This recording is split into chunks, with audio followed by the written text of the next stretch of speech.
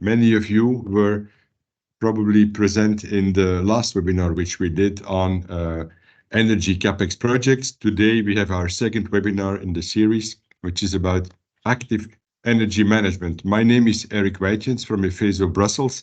In a few minutes, we will introduce all the speakers for today. A few topics today. The main ones are introducing active energy management. How do we define active energy management? Secondly, we will make it tangible through a few very impactful examples from our work. And the third point is then zoom in on what we see as key factors of success for implementing successfully active energy management in your companies. Let me start with introducing myself. So Eric Wijtjens, I'm a principal in the Brussels office of Efeso. We work since many years together with a partner company, DB Energy, for everything which is energy related. And I'm in Efeso, one of the people in investing quite some time in energy projects. With me is Robert, who will introduce himself. Hello, indeed, my name is Robert, and I'm busy a lot with energy management projects on the shop floor of factories. And Piotr Danielski. Hi, my name is Piotr Danielski. I'm CTO of DB Energy, and I'm running mainly the topics concerning energy efficiency with our team as a partner of Efeso. So this is as I said, the second webinar in our series. We did last one on energy capex projects, how to identify the best energy capex projects, which led to quite an interesting discussion. And so today it's more about managing energy on a daily basis in your operations.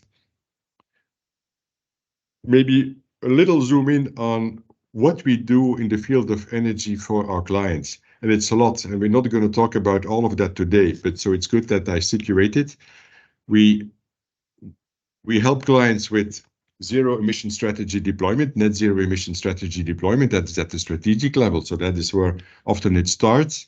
On the other side, company-wide sustainability mobilization. So to get to real results in terms of sustainability energy, it's important to mobilize your organization. So these are the two, let's say, all embracing teams. And then there are more specialized teams. We work often in the field of energy efficiency or decarbonization and in the field of energy efficiency, the focus for today is plant energy efficiency optimization. What can you do in your daily operations, in your factories to go after all energy efficiency possibilities and that there are available. So today, focus on that in a much broader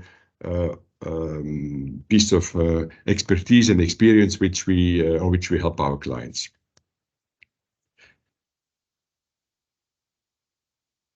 Okay, now a quick introduction into active energy management and also why it is important to act upon energy management right away.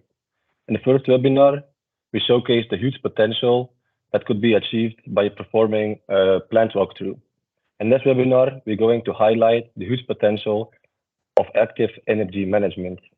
Active energy management all starts with continuous monitoring. You need data, because without data, you're blind, you don't know where you are, and you don't know where you are heading to.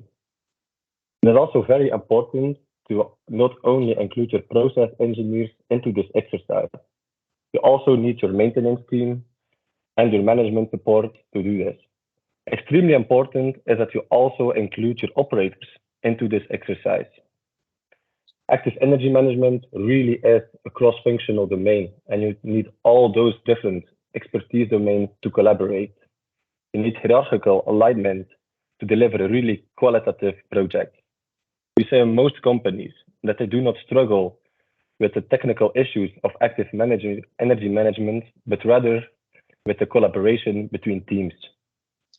Why is it important to do active energy management right now? You can see that from the timeline shown here. There is a lot happening, starting with the Green Deal in 2019, a lot is accelerating on legislation landscape. We see in the new pre-agreement that an energy management system will be seen as an obligation. So if you already have to implement an energy management system, why not directly take the most out of it?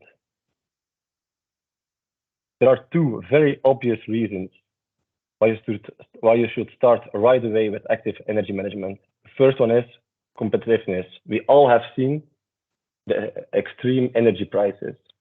And we also all are aware that we need to reduce our carbon footprint right away. Also, the market will demand you to be much more flexible with your energy consumption in the future. In the legislation landscape, as you've seen in the timeline, there is also a lot happening. You will need to implement a lot. So if you have an active energy management system in place, you'll be able to benefit even more out of it. Next to that, we have two other reasons. You are much more attractive to new customers and employees if you are a sustainable brand. And the same holds for investors. If they see that you are implementing an active energy management system, they will see that you practice what you preach. Now, we can go to some really insightful cases to make this all some more tangible.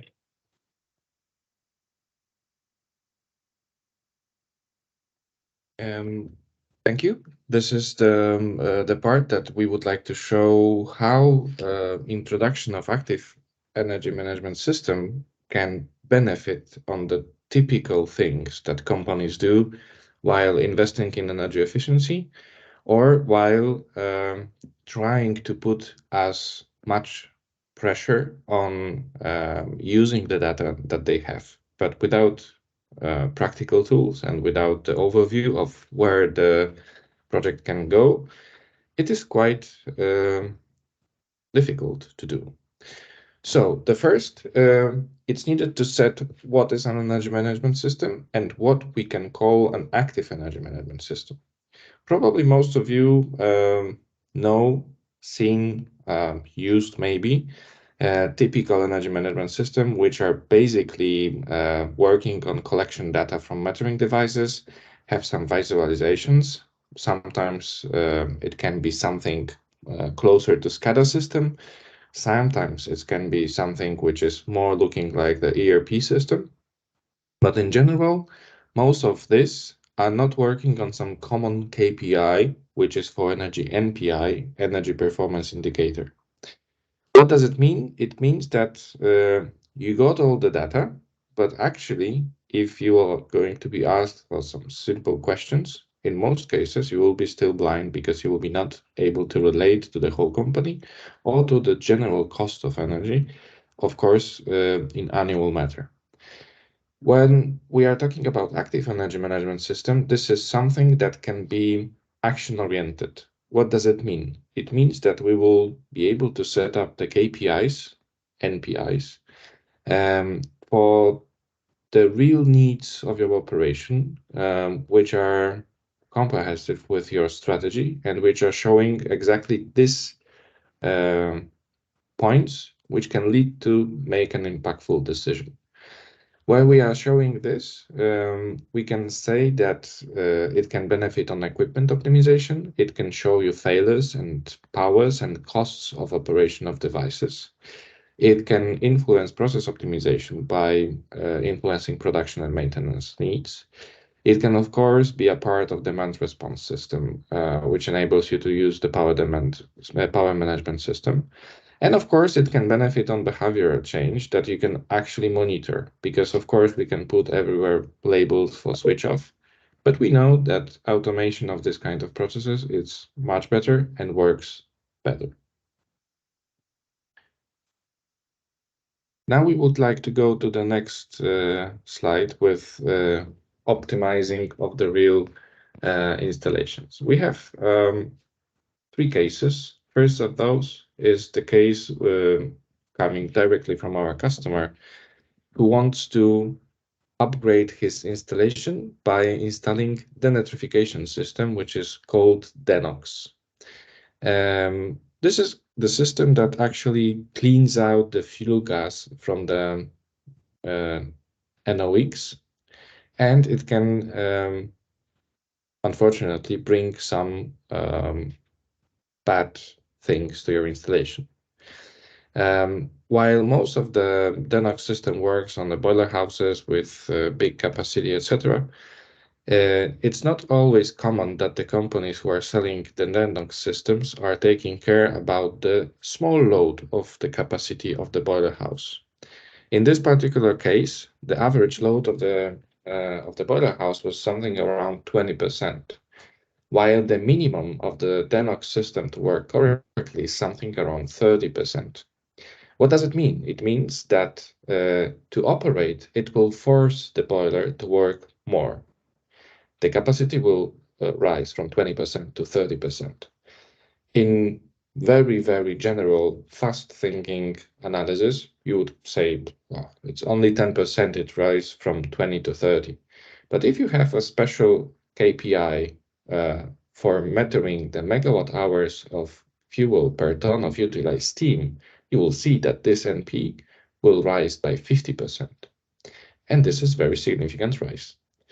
The key results of this finding would be to actually act, and act in the meaning of showing directly installations that can be put together with the DENOX system and will allow to lower this cost by this 50%.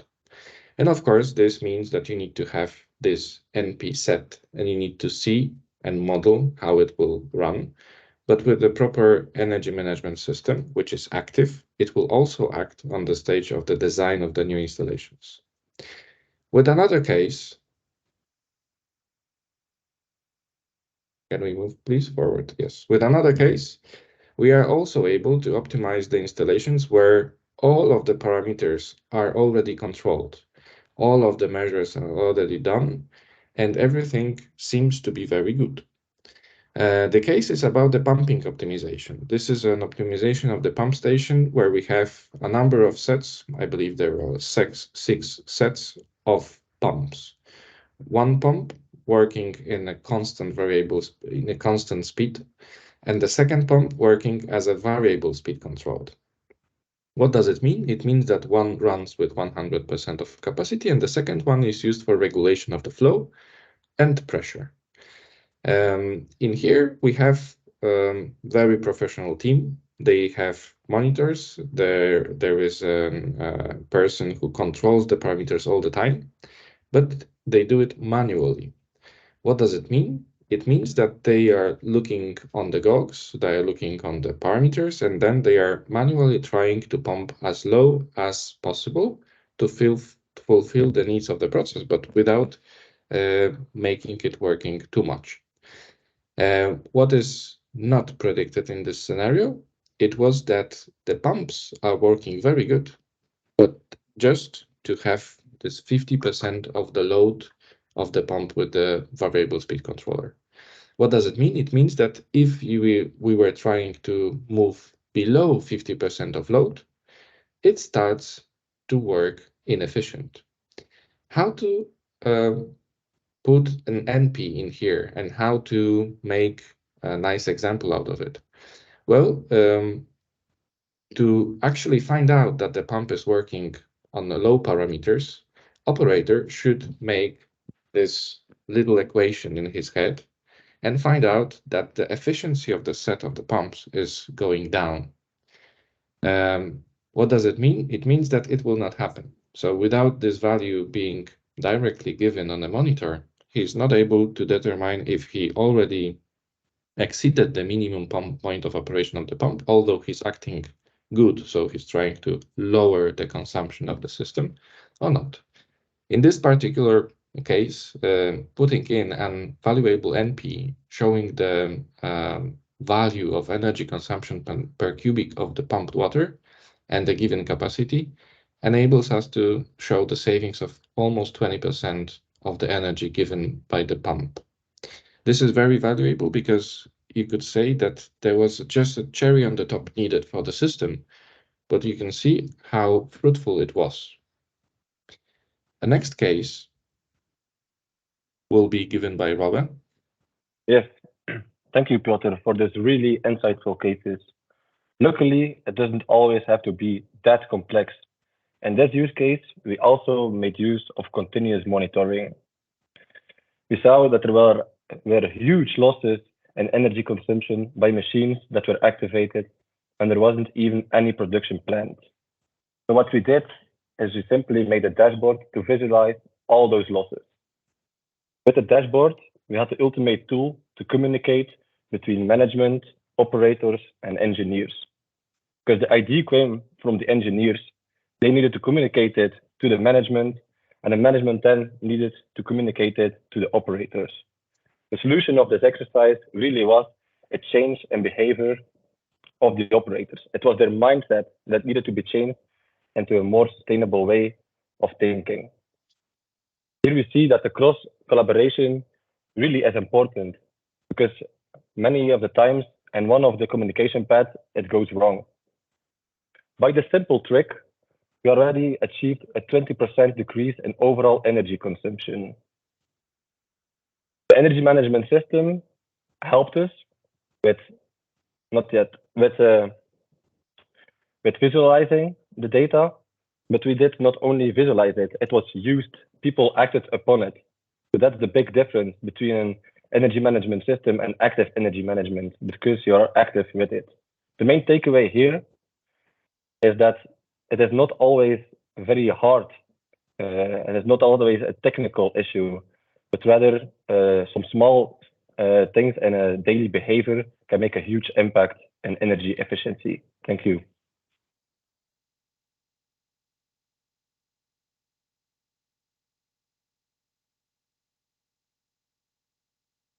So with this general introduction in the subject and the impactful examples, we hope that we all in this conference call, we all have the same idea of what active energy management is.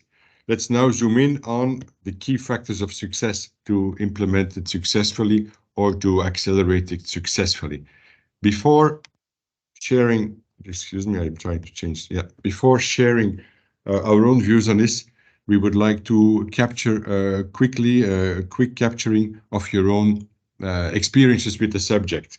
And so please take out your mobile phone. We will do a small polling session, which I'm going to introduce now.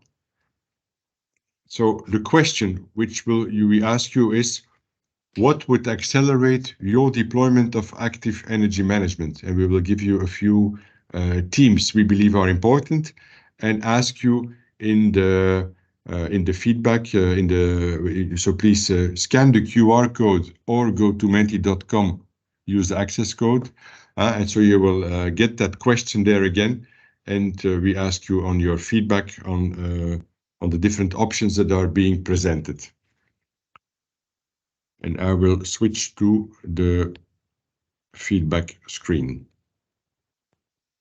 and see what we see arriving there. I will switch in a minute, so you're not too much influenced by what you see already appearing on the screen.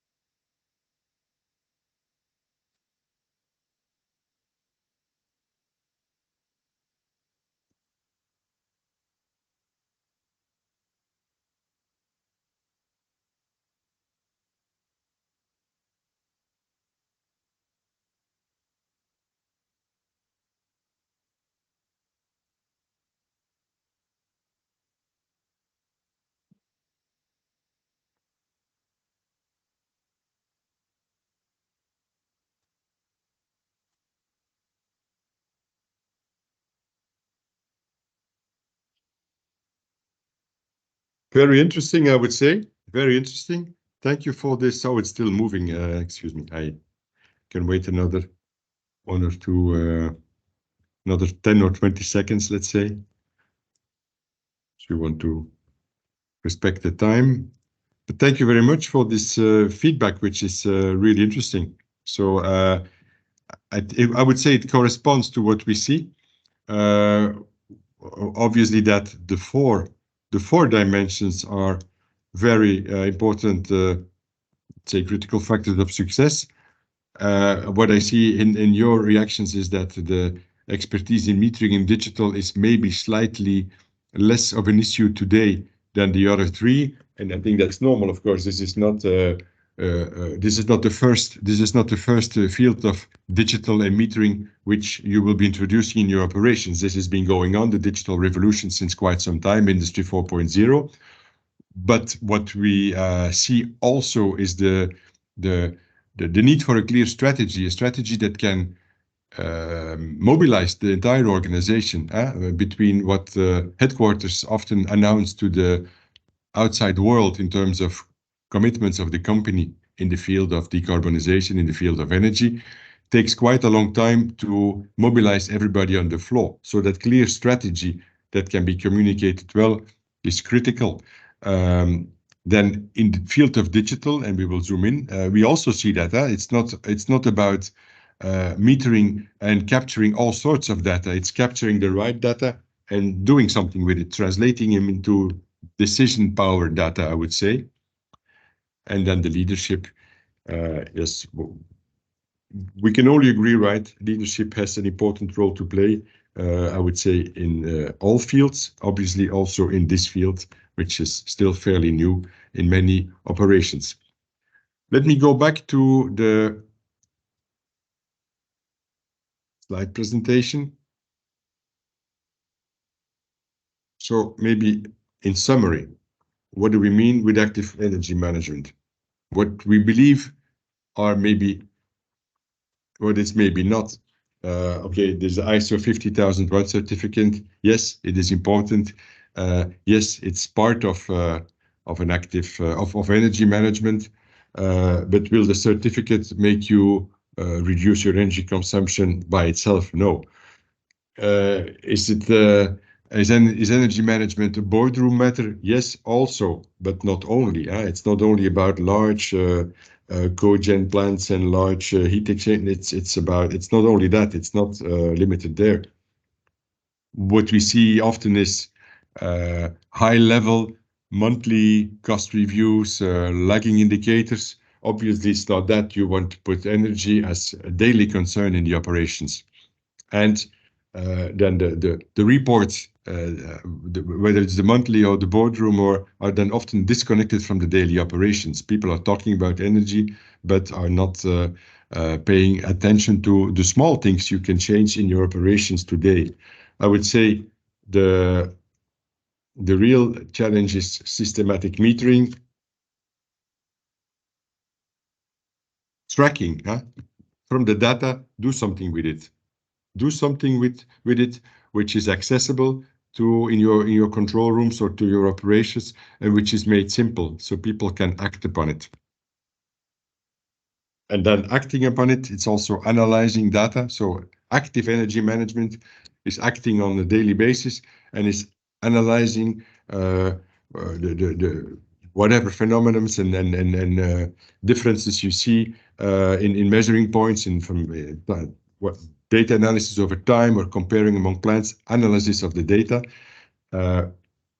Operators are highly concerned by managing energy on a daily level, and alignment of objectives, right? So from the boardroom, from the corporate to the shop floor, making sure this is a priority.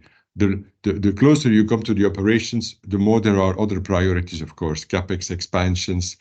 CapEx expansions being one of the main ones, but in production you have all the different KPIs. So it's important that everybody agrees on where energy fits in and how it fits in everybody's own objectives and in the performance dialogue. So active energy management, the word active is really important. At Efeso, we look at performance as improving performance as the sum of two things. Our clients in this call will recognize our infinite loop. So it's about the daily control. You can only improve if you control things on a daily basis. That's the left side of the graph you see in front of you. And once you reach on a daily basis what you have set as targets, then you can start to improving it. Then you can look at how can we improve those targets, what are the losses we see, and how can we then start the Kaizen teams to improve upon them and improve our standards. So also for energy is just another KPI like the others, and so energy needs to be managed in the same way. What is important? It's about setting up the right process to do so. Connect the management objectives, connect the KPIs to the shop floor reality. Make sure the important things are captured: the idle time, the ramp up, the leakages, standardization, having your design parameters of your equipment known, and manage your equipment to the design parameters, have your maintenance teams. So it has lots to do with process, how you look at energy. In that, where do you prioritize? So of course there will be some diagnostic upfront to decide where to focus first. Second element in this infinite loop, in the performance control system, is the human dynamics, right? It's to set up the KPIs that are smart and understandable, and making sure the KPIs are being discussed and are translated into specific actions. That's what we would do on the left side of this infinite loop. It's about defining who's responsible for what needs to be discussed in what meetings, and how the dots are connected. And then last but not least, the digital dimension. Obviously, with energy today, best performers have lots of data, lots of analysis, metering, monitoring, and digital will be an important guidance for taking the good decisions. So these are, in a way, complex projects to translate to become then simple realities in the daily operations. Let us now maybe go to the conclusions, and then we will be glad to answer your questions. I don't see the chat, but don't hesitate to use it. In a concluding way. So what do we see? What do we want to communicate? What are the key considerations in an active energy management journey? Like all of you, or like the majority in this call was saying at the beginning, when we polled you for your feedback, it starts with vision. It starts with vision. Vision is a critical factor of success to make sure the efforts are leading to results. The efforts of implementing such a system must be part of an overall corporate vision to mobilize around energy efficiency, involving all hierarchical layers. Secondly, I would say the alpha and the omega, but that's not really correct. The alpha is about data. Data, not necessarily thousands of meters to measure everything which is moving in the company, but focus from the start on the right data. How deep you need to go, which are your equipments, which are your critical components, be it producers of energy or consumers of energy, and right away make those data insightful. It's better to start with a small set which leads to simple energy performance indicators that everybody understands, than to start with very broad implementations which then lead to an overload of data and basically would kill the adoption of the project. So data is important. Knowing which data to use and doing something with it is even more important. And to do that, to interpret data and to select the right ones, the cross-functionality dimension is critical. Energy is a complex field. It involves many people, and it involves many disciplines to get it right. It involves operations, the control room, your maintenance, your procurement. So it is important from the start to think cross-functional when you set it up or when you want to improve it, to make sure you get relevant data and to make sure these relevant data are translated into the actionable indicators and are being discussed with cross-functional teams. This is also one of the things that came out of your feedback, and which is also what we see. It's important to connect management and the shop floor on this. As we all know, people will work most on what management is interested in also. And so it's really critical that this is not, it's neither a top management project nor a shop floor project. It is a company project in which everybody's active and in which everybody knows the others are also active. So important to cascade your management objectives to the floor and to cascade up again the insights that are generated on the floor, and to show in the organization that improvement measures are taken seriously, and reward also, obviously. And then last but not least, this is not a one-shot journey. This is a continuous improvement journey. So maybe I can make the connection with our first webinar, which is not a one-shot either, but more, right? In the first webinar, we zoomed in on the CapEx projects. Through a walkthrough, we can identify the top projects that will have a really big impact on your energy consumption or your CO2 production. Here, the active energy management is more about continuous improvement. It's through the data, identify the losses, have your organization, your people reflect on it, and then keep on going. And so the best moment to start was yesterday. The second best moment to start is today. That's really the message what we want to bring in this webinar. So that brings us to the end of the formal part which we had prepared, and I will now listen, because I don't see the chat box in front of me, and maybe one of the people that are following this from Efeso and DB can let us know if there are questions. Thank you, Eric. A question that I got from one of the participants was towards Robbe and Piotr. When explaining their cases, it was very clear that there was an impact, but they wondered what the main challenges were in implementing this, because we were talking about mobilizing the organization, and it seemed very easy. But what were the key challenges? And maybe Robbe, you can start, and Piotr, you can take over from there. Okay, thank you for the question, Glenn. Well, to spot the potential, it wasn't hard, obviously, but the hard part was to change the behavior of the operators itself. They were really used to their way of working, so we really needed the management support to be in place. Also, the dashboard was a very helpful tool, because the dashboard showed the losses, but also showed their improvement over time. So they really got rewarded when they started to work in other ways that were more efficient. But I can imagine that in a lot of places, people work the same way for during a long time. So yeah, you really need the hierarchical alignment, and that often is the hard part here.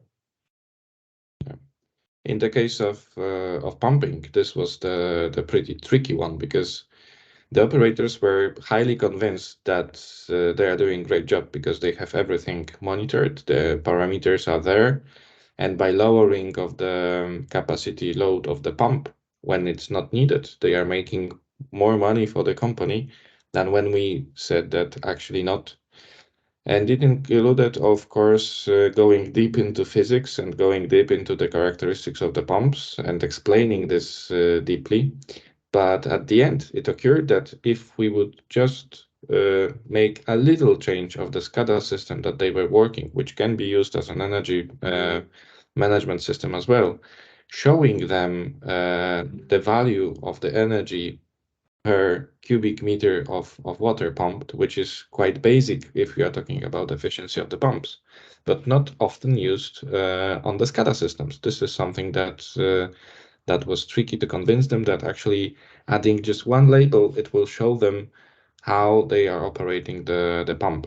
And of course, this is something that we meet in a number of companies. And of course, reflecting on what Eric said in the last sentence, that connection between energy efficiency and large CapEx investments, this is something that also is worth mentioning, because If we are trying to put one simple label, it will cost a few thousand euro, probably maximum, because we need to go to the code, we need to put it in the table, of course.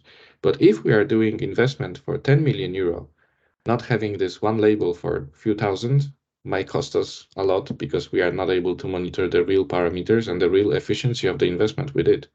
And this is also something that we are, of course, trying to push through the number of cases we are doing and a number of designs we are doing. But this is something that is really challenging to really show that we need to think about these investments and we need to think about putting new stuff into the companies. Very holistic. So we need to remember about the investment itself. We need to remember about the efficiency. We need to remember about the CO2 savings that are, of course, coming from it. But at the end, we need to know that when it will come to report, we need to be able to show without any doubt that the effect is there.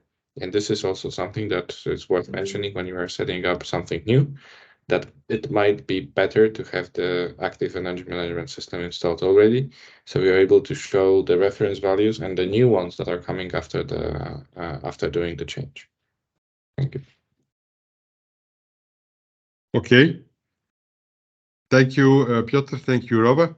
I have the impression there are no further questions left, in which case I think we will conclude this webinar.